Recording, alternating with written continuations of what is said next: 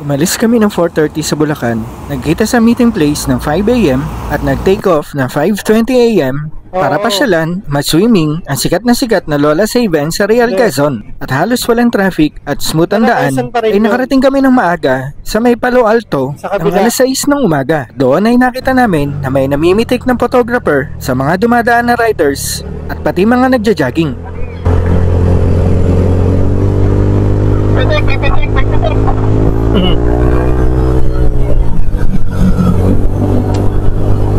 Yung nasa likod, kawawa, wala kamakdo.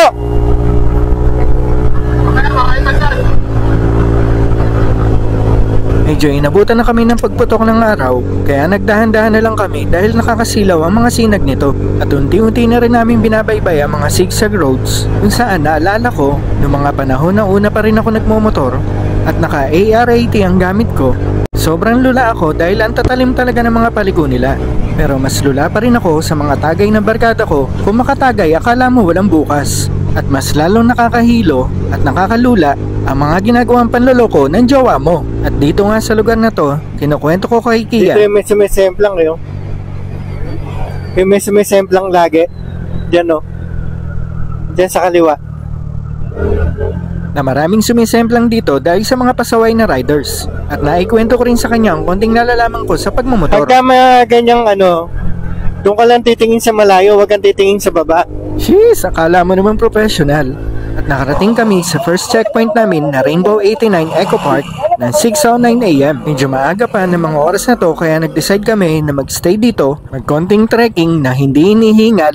At syempre dahil may mga kasama kaming may hilig mag-photo ops at mag-posing-posing, ano pa ang dapat gawin nila? Nakakasampung hakbang pa lang ako, parang gusto ko nang bumalik sa baba. Pero syempre dahil malakas ako, kinaya ko kahit hinihingal ako ng 100%.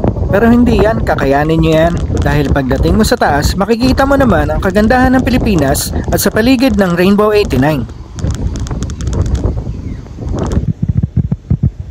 Around 7:50 AM, bumaba kami at bumalik kami sa biyahe at nakarating kami ng Little Baguio sa Arco ng Infanta Quezon ng mga 8:10. Pagdating namin ng kilometer 90, ramdam na namin yung lamig at sariwang simoy ng hangin dahil pasalubong sa amin ng fog at maya-maya naman nakarating na kami sa aming second destination at second checkpoint, ang sikat na Jariel's Peak, kung saan dinadayo at maraming tumatambay at nagpapahinga dahil sa maganda nilang pwesto. Pagkatapos naman namin kumain at mamahinga at magmuni-muni sa Jariel's Peak, bumaba na kami papuntang Lola's Haven. Basta ang tatandaan nyo lang, after ng Jariel's Peak, makakarating kayo ng Lola's Haven, 4 na tulay lang ang kailangan nyo lagpasan.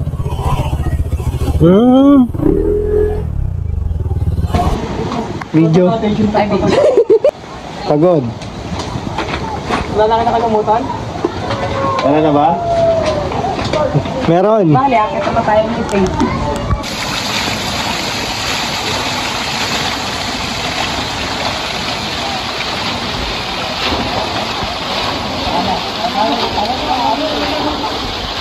Naliligo na, makasawali na. Kita kami sa mga paborito. Hello guys! Hello mga kain! Kaya niya sa cheek, hindi nakatawa.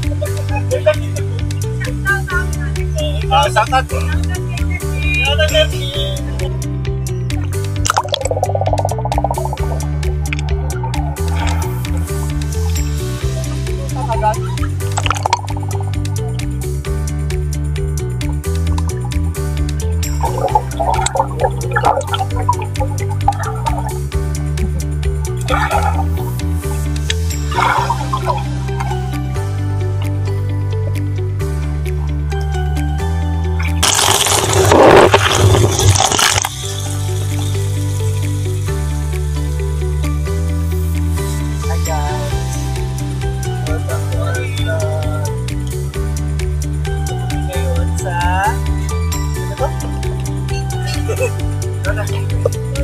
Lola's Haven, together with our cat.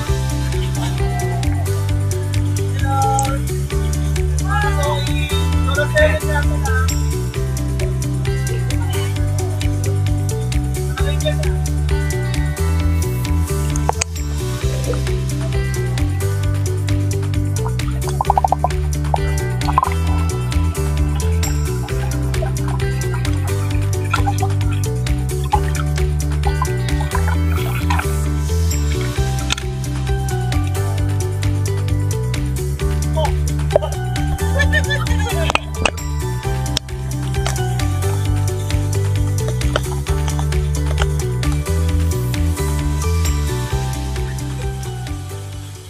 After namin mag-enjoy, mga 5pm, bumiyahe na kami pa uwi. Pero hindi pa kami nakakalayo ay nabutan kami ng ulan.